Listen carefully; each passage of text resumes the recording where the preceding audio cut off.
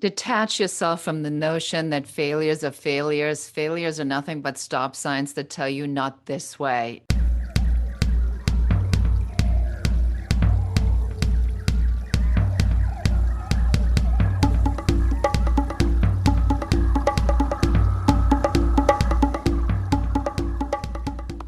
Hello, hello. Welcome back to the Wild Business Growth Podcast. This is your place to hear from a new entrepreneur every single Wednesday morning who's turning wild ideas into wild growth. I'm your host, Max Branstetter, founder and podcast producer at MaxPodcasting. And you can email me at max@maxpodcasting.com to save time with your high-quality podcast. This is episode 184. And today's guest is Beate Chelette. Beate is the growth architect, and she previously sold her business. My mouth is like completely full of saliva. She previously sold her business, Beate Works, to a little company owned by Bill Gates. In this episode, we talk everything from creating a photography business, making tweaks to scale your business, what she did to get connected with Bill Gates in the first place, and why taking a little break every now and then isn't too shabby for your business, actually might be the best thing you can do for your business at that moment. It is Beate. Enjoy the show.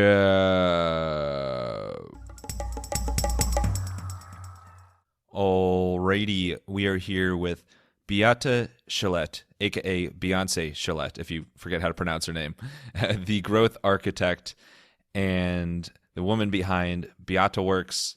Sold a business to Bill Gates. Plenty of amazing stuff we're going to get into today. Beate, how you doing today?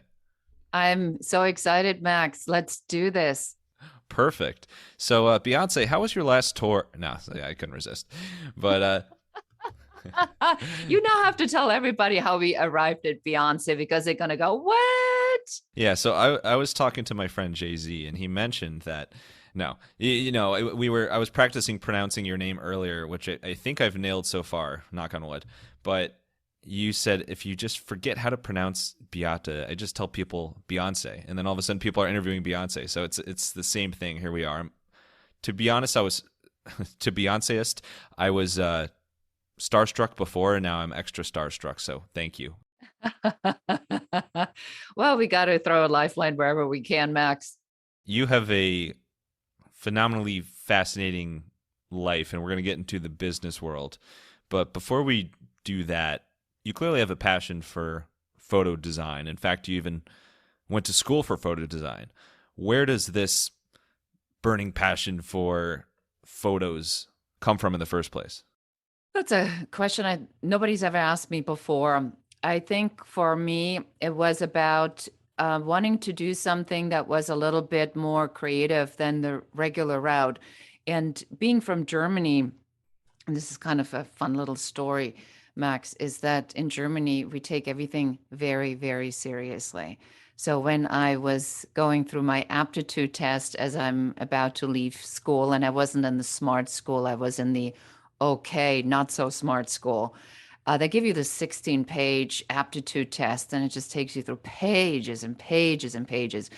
Do you like being outside? Are you afraid of heights? Do you mind physical labor? Are you afraid of schlepping stuff? And I'm being all good and all German. I'm crossing all of this, and I'm doing my thing. And guess what? At the end of the 16 pages, it said I should be doing. Probably something that you didn't want to do. A roofer. It says I should be a roofer. So not that I find roofing not interesting for people who like that kind of work, but it certainly wasn't what I had in mind for myself. So I realized very early on, Max, that the stuff that a lot of people talk about in what fits the norm wasn't for me. So I just looked at things that I thought were interesting. And I happened to know a photographer, and he took me for like a day, and I was, dilly-dallying around the photo studio, and I loved it. And I said, I want to do that. There it was. And then I said, I'm going to be a photographer one day. It'd be something pretty compelling that latched onto you that first day. If you go from just trying this out to, ooh, this is what I want to do. What is it that like grabbed at your soul? That sounds really intense, but you know what I mean. It was the dumbest thing you can ever imagine. So I remember that he was photographing a job where he did like linens and bedding and stuff like that. And this was way before Photoshop and where, people had to go with a pencil and retouch themselves.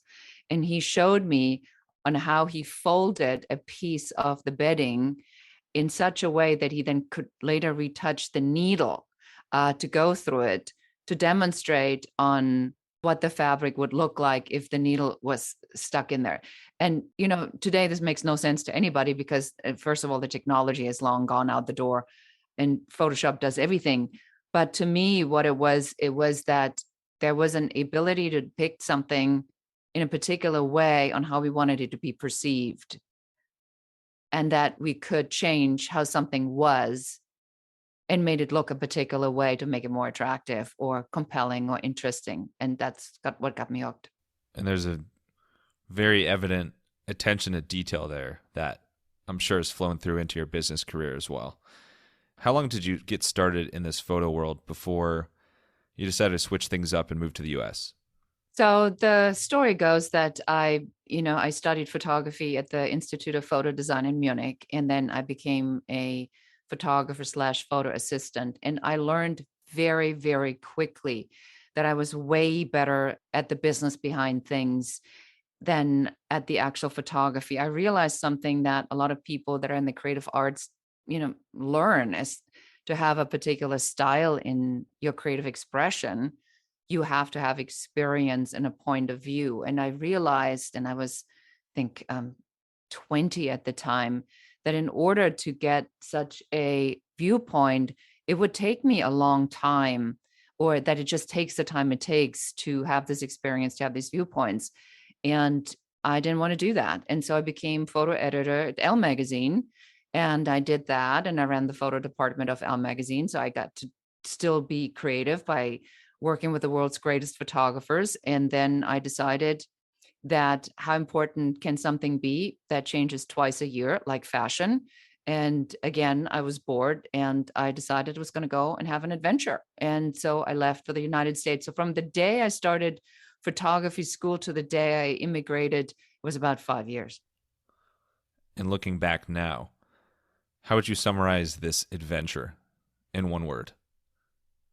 WTF? What was I? Hey, that's 3 words. Well, that's an acronym for 3 words. So I don't even know. I'll give you credit for a tie. I would say if I were to be forced into one word, I would say crazy. Well, we like crazy here. We like wild. So let's get to your entrepreneurship journey. What made you compelled to start your own business? Because I was going through a period of time here in Los Angeles that was a short series of disasters. So we had riots, fires, floods, followed by an earthquake. And the job that I was in was very hard hit. And so I got laid off and I was really unemployable. So I had to figure out how to do this on my own. That's really why I started.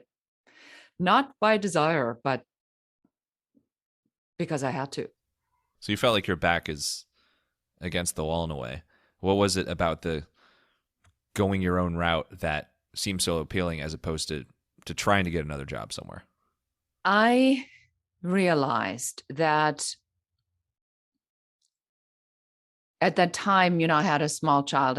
I was a new mom, and I had to figure out how was I going to be doing all of the above? How could I be a mom?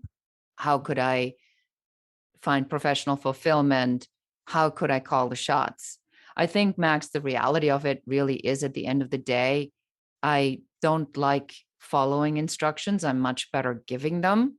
That there was a part where it was just, okay, this is just the natural logical conclusion. And I started my business because I was laid off and these clients still needed somebody to work with. So, my boss says, I don't want to do this division anymore.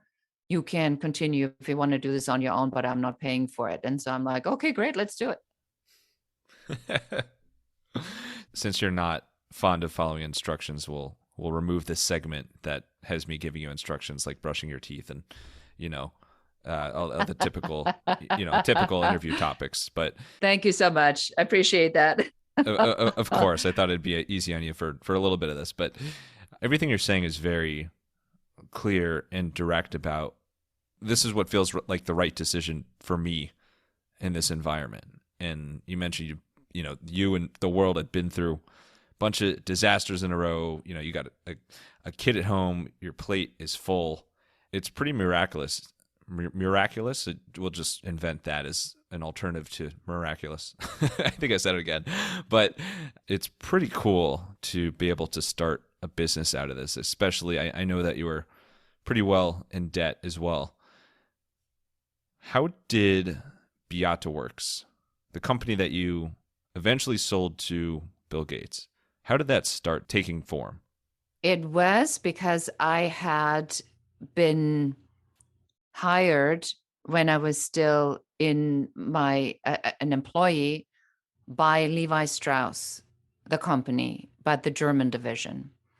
And when they came, I said, how did you even find out about me? Because I wasn't a producer before that.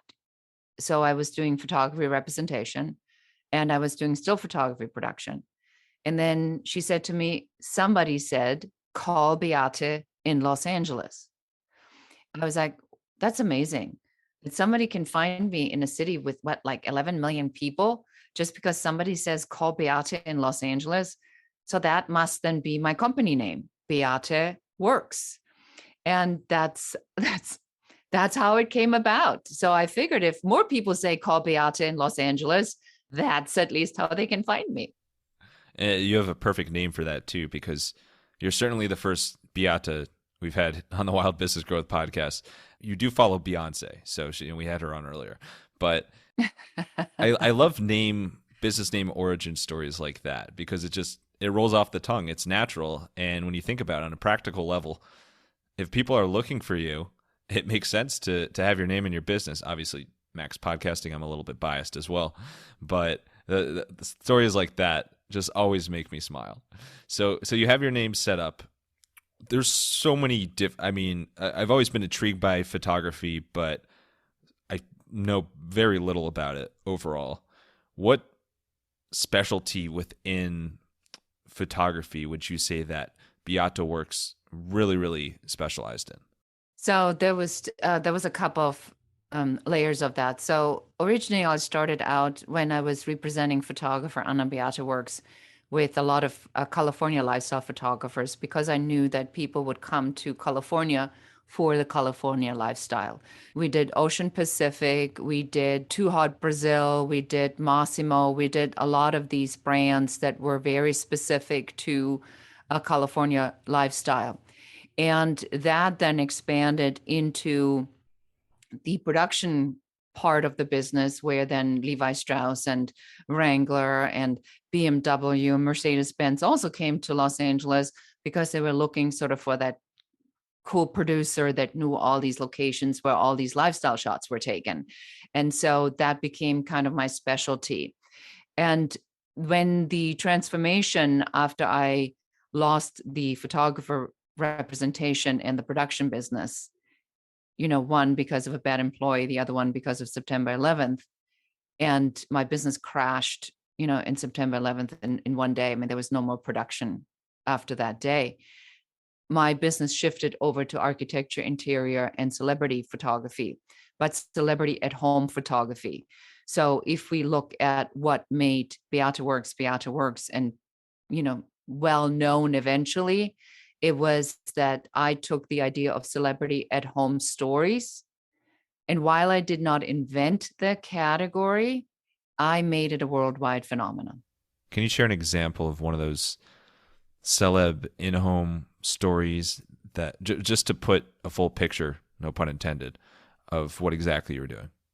Yes. So for example, the photographers I represented as, for their stock photography were photographers that were the A-listers. Now you have to remember, I'm a photographer myself. I worked at Elle magazine, so I'm used to A-list photographers, right? The top of the top. Yeah. Oh, me too. I mean, who isn't, right?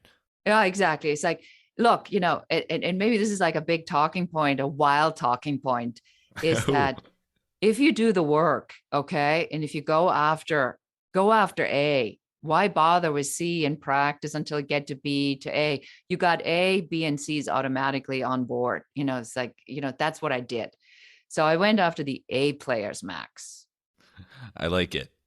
Are there any names that you can drop of well-known people that you've worked with?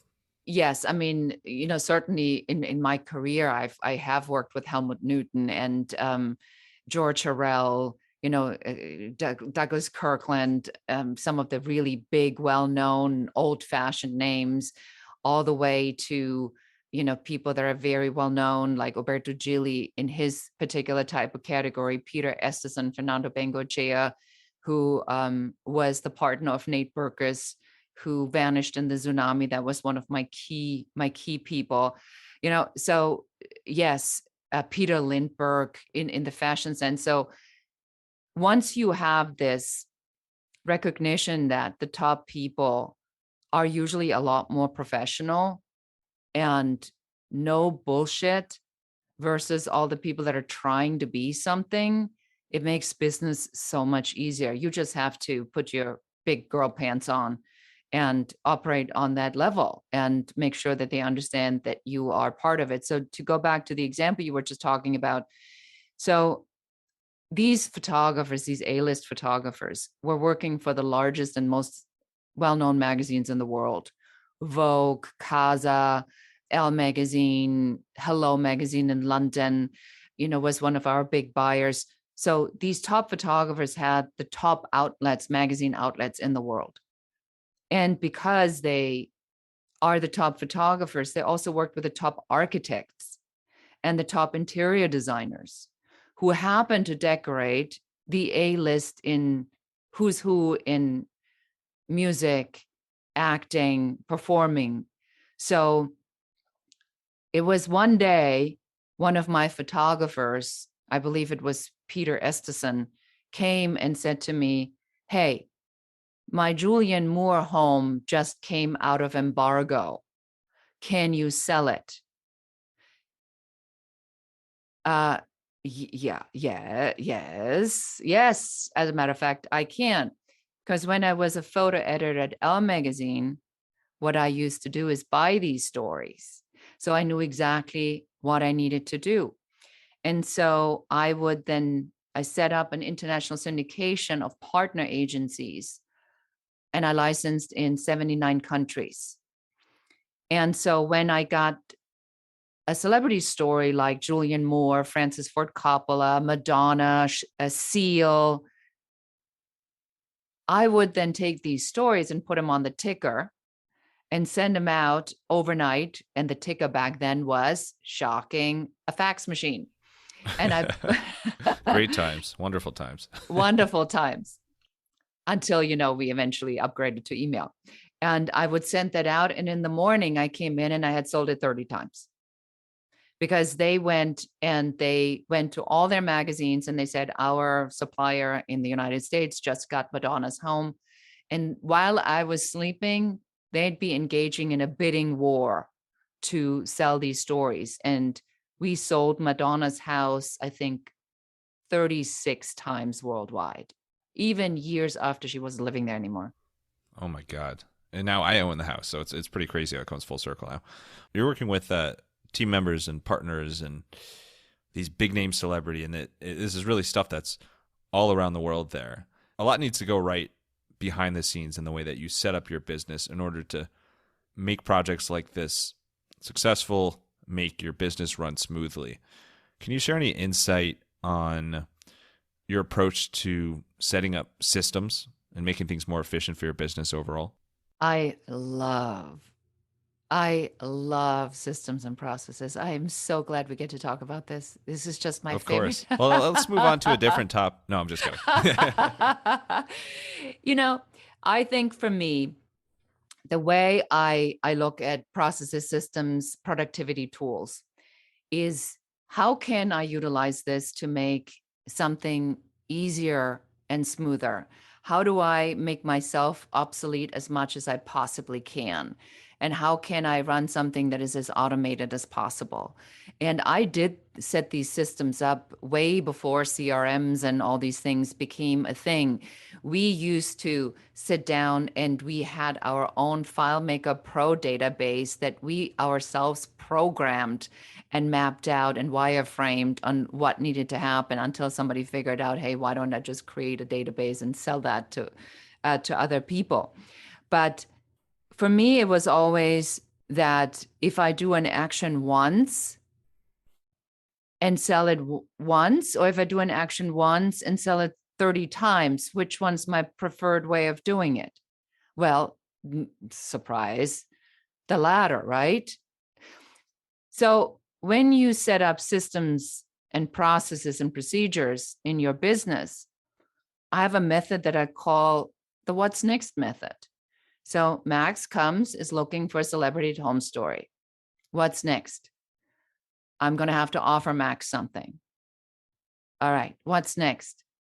Max likes what he sees, or Max does not like what he sees. Or option 3, Max now has an idea of what he's looking for. So if it's A, what happens next? If it's B, what happens next? If it's C, can I source it? Where can I go? Is it worth it for me to look? And so I always had this innate ability, and I think it's my personality. Maybe it's because I'm German. Maybe the engineering runs through my blood. I don't know. But it's just something that comes really natural to me, where I see it and immediately in my head, it's like the whole formula just forces itself as a picture in my forehead, and then it just wants to come out. And so I do a lot of system formula design for my private clients that come with these ideas, and it's all this convoluted mess and takes them 10 minutes to explain what they do. And then I work with them for a day. And at the end of the day, they walk away with a system that has 5 steps or 5 elements. And it's listed in a particular way. They know how to talk about it, has a unique value proposition. It's positioned in a particular way. To me, it's not even difficult. I can't imagine why would not everybody know how to do that? But that's right. That's my zone of genius, my superpower. That's really easy to me. So systems and process and procedures have always played an enormous part in my life. That's a phenomenal zone of genius or superpower to have as a business owner, because I think that's something so many people struggle with, is getting the systems right. And obviously it's like it makes the difference between it being a yellow light and a green light for your business growing.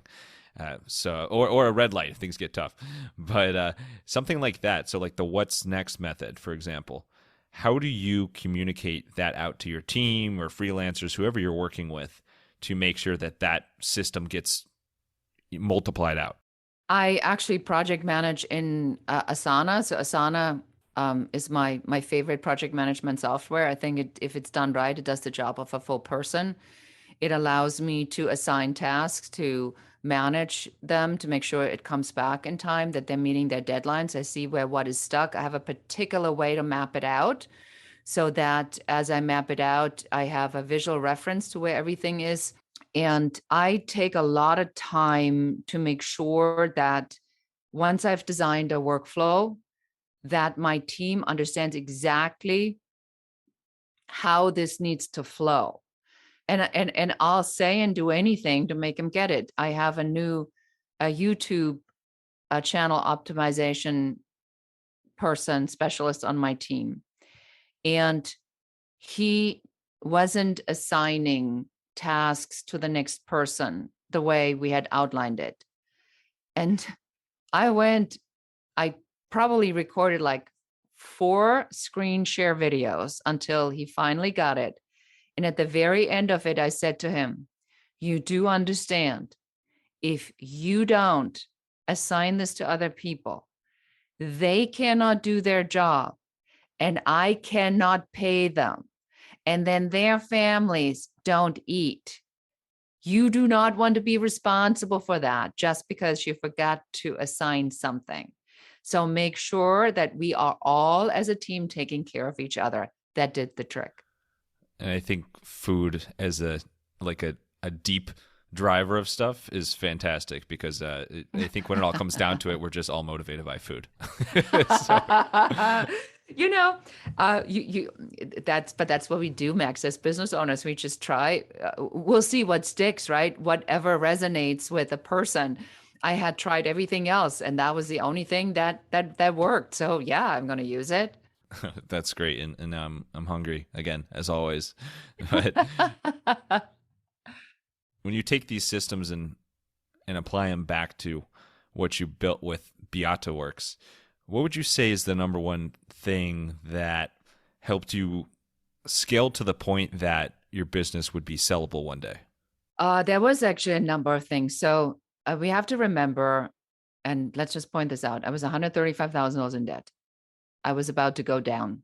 And that was on top of a decade of bad luck, fires, floods, riots, earthquakes, September 11th, a lawsuit, betrayal. I mean, you name it. All the stuff you hear that happens to other people all happened to me. And then my dad died.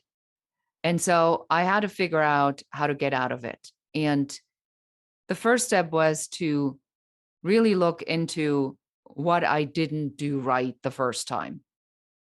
And it was, I had given people too much power so that they thought that it was their process, that they were doing all the work instead of, because they didn't see what goes on behind the scenes. You know, they were just in the office picking up the phones and they thought that was all there was. They didn't realize all the other things that I did, which caused that betrayal. Once I figured out what I had not done right, I said, I am creating an equity-based business that is going to make money when I am not there. And the only way to do that is to figure out a business model where you do the work once and then the work kind of repeats itself, right? You know, based on the model we were just talking about. And so I deliberately set this up for acquisition. That was the whole point. What happened to me before was never going to happen to me again. I made sure that this time I was going to be in control. And so from the day I opened the doors to that stock photography business officially to the day I sold it was 3 years. Oh my God. That's very well done. I'm exhausted thinking about that, but it's phenomenal. And it goes back to what you said with, by the way, I keep using the word phenomenal today, which is like, I feel like is my next word that I'm just going to overuse to the ground, like amazing. So you're both phenomenal and amazing, Beate. Thank you. I'll just take that. Of course. Yeah. I've never used those words before. It goes back to what you said earlier about making yourself obsolete. And so you were so intentional with that from the early days of putting yourself more behind the scenes, but really you're not, in a way you're behind the scenes in terms of like not doing the work, but you are doing so much to put this business in a position to scale, which I think can be the most important thing for so many business owners.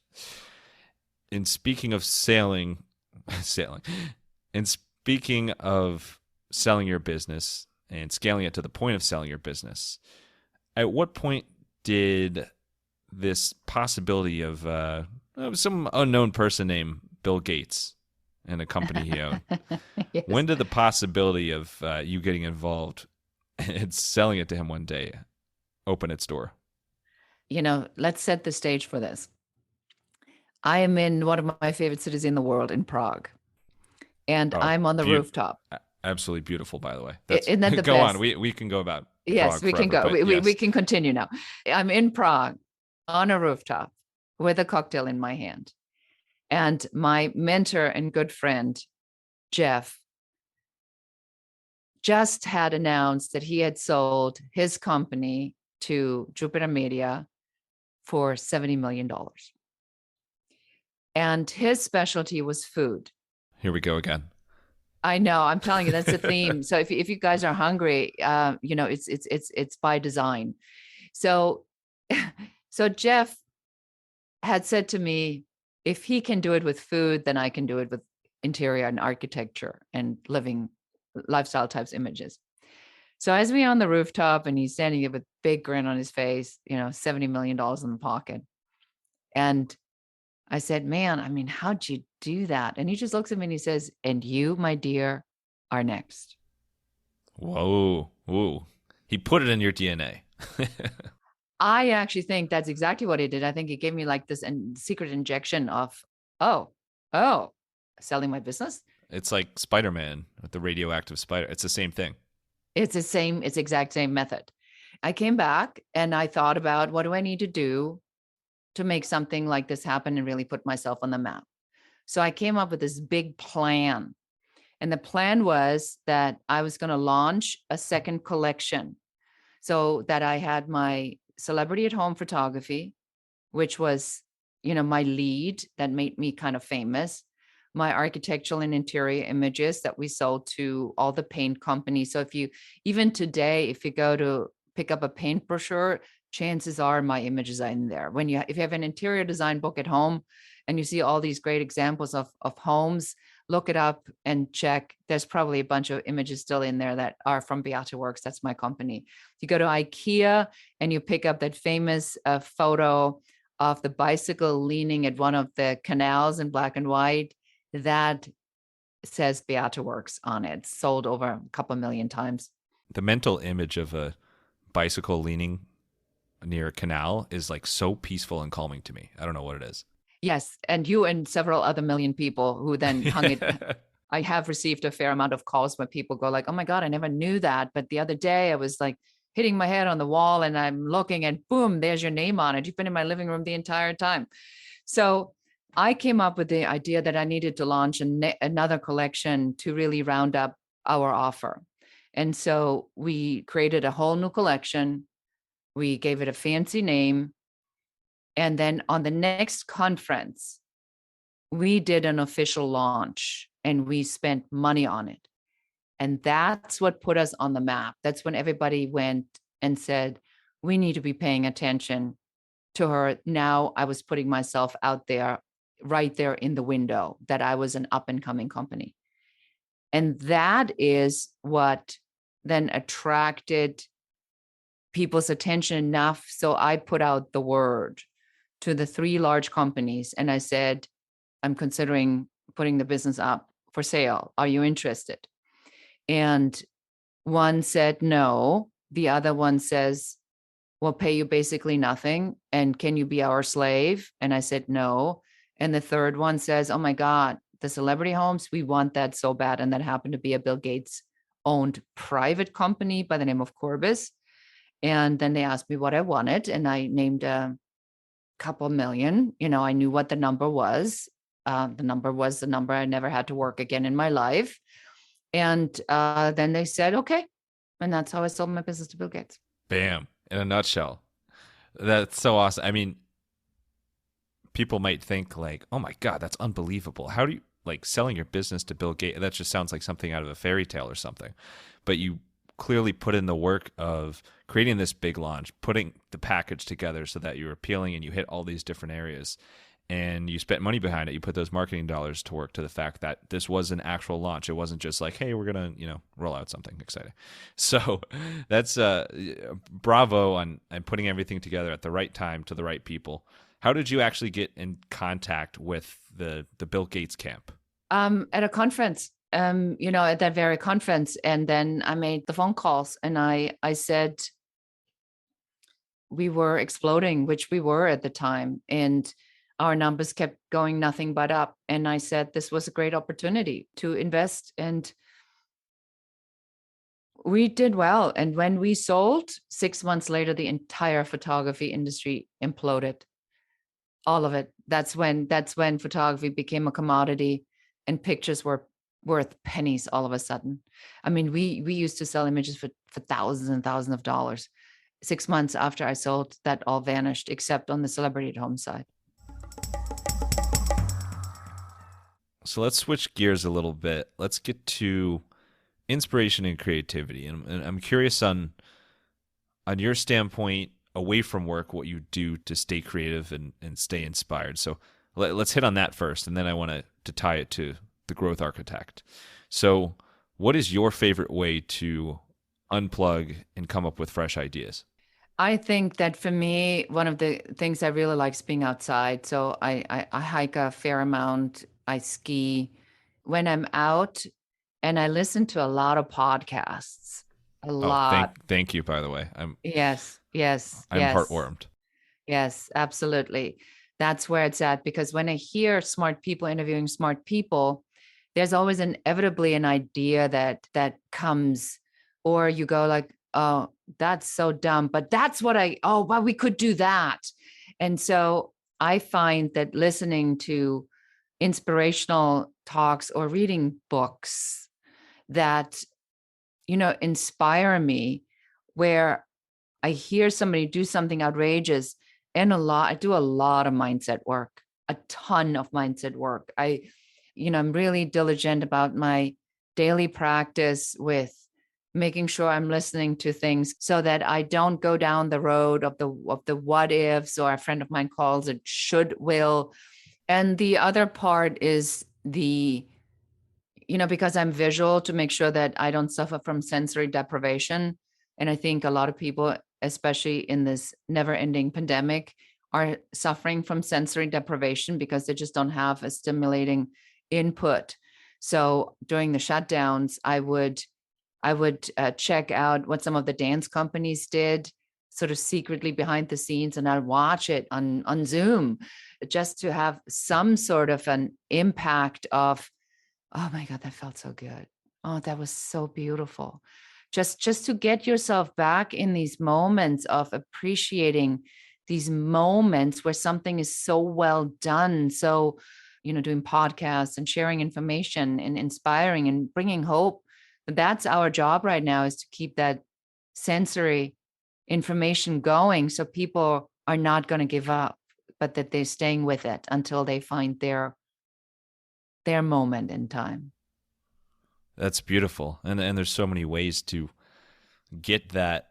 Just watch something or go out for a walk or just experience something that gives you that motivation and gives you a refresh, whether it's going to the gym or doing something less structured. Like it's amazing what something even for just 5 or 10 minutes, ideally a little bit more, it can do for you. So that's inspiration on your end as a person, as a business owner. As the growth architect, what you're doing now, how do you inspire your clients to be inspired and grow their businesses? I have a particular way where I connect what they do with the greater vision. And I'm going to give you an example for that. So I'm working right now with a business owner who owns a tutoring company. And I looked at what's going on in the education system, and I said, what's happening is that these kids are completely being left behind. That we told them no screen time. And then the pandemic came and we said, now it's only screen time and you better be focused for 8 consecutive hours. And now we are involving them in conversations about masks, safety. We take in all their sense of belonging, safety, social skills. We've taken all of that away because of what's going on. So I said to him, you're not tutoring. I said, you're making sure that kids are going to have a fair shot at not losing 2 years of their lives. And when I come at it from the perspective of what's the larger image here? What's a larger way we're doing this? Or another gentleman I mentor who has an accounting firm, I said, you're not offering accounting services. I said, you're making sure that business owners are making money. And so they can employ people so that these people can feed their families and build their own lives and buy homes and send their kids to schools. You're part of creating a much larger infrastructure and opportunity for people, because the more successful your clients are, the more people they can employ, the more people they can serve, the more people they can pay to provide a service, and we all do better. So I think that the most important part about inspiration in business, or for my business owner, for my clients, for me, what's really, really important, I want them to know at every moment of their day what that North Star is that shines above it all. Because if it's just doing what I do today or going to a much larger goal and providing income, inspiration, and lifestyle for other people, that it's like night and day. It is. You have a knack for inspiring and a knack for, what do they call it? Like peeling back the layers of the onion and peeling back, like just finding what the core thing is that motivates. I don't think that metaphor works, but you know what I mean. Yeah, Getting to the pure motivator. yeah, well, you're absolutely correct. It's like I call it an activation. I believe everybody that works with me is activated, and whether they know that or not, but they're here now for a bigger push. I don't coach on things. I consult on strategies on how to make an impact in the world. You bite them with that radioactive spider. Yes. There we go. Bam. Spider-Man. The next movie with 17 Spider-Men in it, coming out next. And Beate as the star. Beyonce, starring Beyonce. Let's wrap up with some rapid fire Q&A. You ready for it? Yep, go ahead. All right, let's get wild. Speaking of Beyonce, what is the funniest way that someone has legitimately mispronounced your name? The funniest way. I mean, it really would be Beyonce. I mean, I've had Wait, the you actually get Beyonce? You're not just Oh saying? my God, all the time. Do you think it's a joke? This is taken out of this is taken out of real life. The other one was when the Mazda Miata first came out, people thought that I was the Beata version of the Mazda Miata. Oh, got it. There's a lot you can do with the rhymes there. Very cool. Could eat piatas. Now I'm going. We're gonna write a whole kids nursery rhyme book. You studied in Munich, which I've been to once, an absolutely beautiful town. It can be pretty touristy though. What is another German town that isn't quite as well known, but you think people should absolutely go and see it? Probably Nuremberg, which is where I grew up, and Nuremberg is has a very bad reputation, obviously, historically. But Nuremberg is an absolutely, absolutely beautiful, beautiful city. What's your like one line pitch for the beauty of Nuremberg? Well, we have a beautiful castle, Sold. and they actually have these games where they go like the medieval reenactment things, which a lot of people really really enjoy. So there is a time in the year, and the Christkindl market in Nuremberg is the most famous in the world, I believe, and it's absolutely it's the most amazing and inspiring thing that you can go to if you like that kind of thing. Oh, those are the best. Yeah, if you go around that time of year, it's so fun. This isn't a Christmas thing, but do they have good? You're gonna have to correct me on the pronunciation, but Glühwein. do they have good Spätzle? Spätzle, yeah. Well, Spätzle is not Oh yeah. traditional. Oh, it's food. Spätzle. It's like you pronounce the Spätzle. lay at the end. Yeah, Spätzle, because Oh, my whole life has been a lie. well, if you're Bavarian, Spätzle is, what can I tell you? It's like a whole bunch of stuff in there. Yeah. And of course, the sausages and the bun and the Glühwein. Yes, absolutely. I've had the Glühwein in, I think I've only had it in Berlin and then London in like their fake German Christmas market, but absolutely so good. Gasps. Exactly. And then what is something a little quirky about your personality that your family or your team, somebody calls you out for, but it's just who you are? I am really trying hard to be the only funny German, I don't know why that line was so funny, but that was good. I practiced. I actually went and I took a comedy class, and then he asked me what my shtick was, and I said my shtick is the funny German. And then he says there are no funny German. Oh, I got it. Maybe that's why I found it so funny. All right, and then last thing, you mentioned you're a skier. Where would be your dream place to ski on the planet? Oh, that's a good one. I've never been to Vermont, so I think I want to go and ski in Vermont. And Oh, I think I also want to ski in, I hear there's crazy skiing in Argentina, which I also would like to do. I skied pretty much all over Europe. So those are the two places. Vermont, huh? Is that kind of like really boring? No. I you've said too much because no, my fiance Dana, her family and her grandparent, her grandma Phyllis, actually, shout out Phyllis, she still lives up in Vermont, but they basically like grew up going up to Vermont several times a year and would ski on Stratton Mountain and with Bromley there. It's a beautiful area. It's actually where, I haven't skied that much, so it's where I've skied for the majority of of my time on the mountains. But no, it's absolutely beautiful out there, and especially if you live in like a city environment, like I live close to New York, and taking that few hour drive up there, it's like therapeutic, especially if you're driving at night and you can see the stars again, and you can, you're away from all the city lights and all that. Like it's beautiful up there. So very cool. Definitely check out Stratton if you're in Vermont. But there's so many great resorts there. Argentina sounds decent too, though. I'm sure that's awesome. Yeah. I mean, look, I'm always up for a little adventure. Absolutely. So full circle back to adventure. Beate, Beyonce. I'm just going to keep repeating that. Thank you so much for sharing your story, your business tips, your insight, your systems and processes, and of course, skiing in this new crazy land called Vermont. But where's your preferred place, as a little tongue twister, for people to connect with you and learn more about what you do?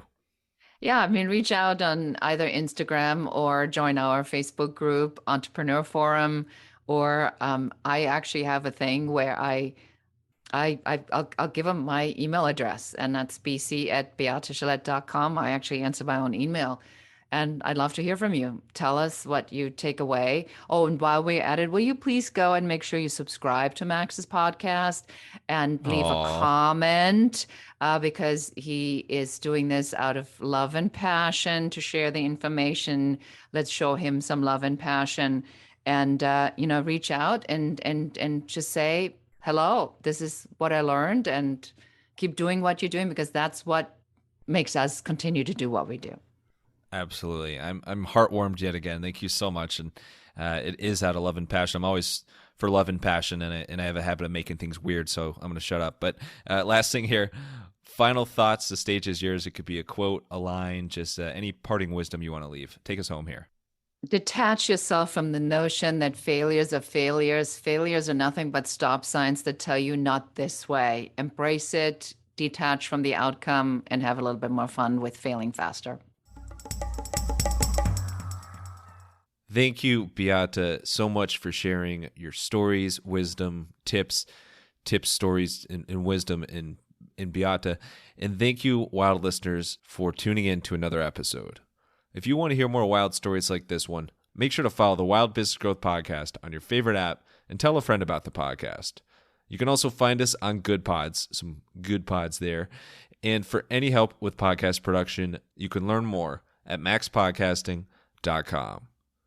Until next time, let your business run wild. Bring on the bongos!